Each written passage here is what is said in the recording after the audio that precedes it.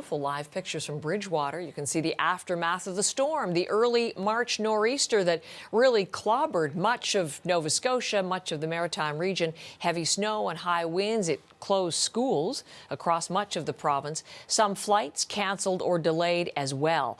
Brett Reskin was live with us in the thick of things. He's there for the cleanup. He is in Halifax this morning waiting for the big... This is just beautiful. You're just giving us a very picturesque tour of the city today, Brett. You know, I'm getting, a payback from Tourism Halifax because it really is kind of nice to see the snow here. We haven't gotten that much snow, thankfully, this past winter, so it's nice to see it on the trees as long as it does go away soon, as it typically does with Halifax cycles, getting warm and melting away, but not soon enough for many folks who have been out shoveling over the last number of hours since daybreak today. I've been going around speaking with residents, like a few that you see behind me here, asking those hard-hitting questions like, what kind of shovel are you using? This shovel, I highly recommend this kind of shovel for this kind of snow, because you don't have to lift it, and it's a whole lot less work. You could just sort of push it along, and then you glide it up onto the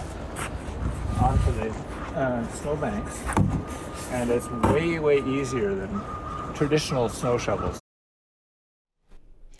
And so again, that was Brian Gibbons. He was a West End Halifax resident with the help of Charlie, helping out with gathering and fetching the ball back and forth as he cleared away walkways and sidewalks outside of his home. And so the shoveling continues. I think a gentleman who had left his car here, you can't quite see it in the distance, but got looks like a Hyundai Accent. Oh, it's still stuck. Yeah, he's been at that for about 25 minutes already, so it's still not out here. Well, when you're finished talking to me, you get right down the road and help him out, Brett, if you would. Absolutely.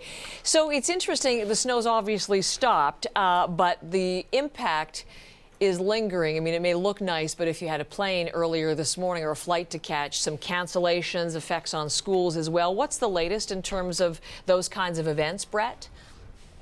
Oh, lots of transportation, Heather. That's right. So check absolutely flights not only at Halifax Stanfield International Airport to see if flights are delayed or canceled, but also that may have kind of a ripple effect on other maritime or other airports farther west as well. So definitely, if you are flying on the East Coast, check your flights. Also, here in Halifax specifically, we still don't have city buses back on the roads. That is at 10 o'clock local time. The buses will return, so in the next couple of minutes. But again, buses aren't running yet. Schools are closed throughout much of Nova Scotia. Government offices not opening until noon. So a bit of a slow start here with this significant snowfall here as this nor'easter bumped against Nova Scotia and then headed back out into the Atlantic. Heather.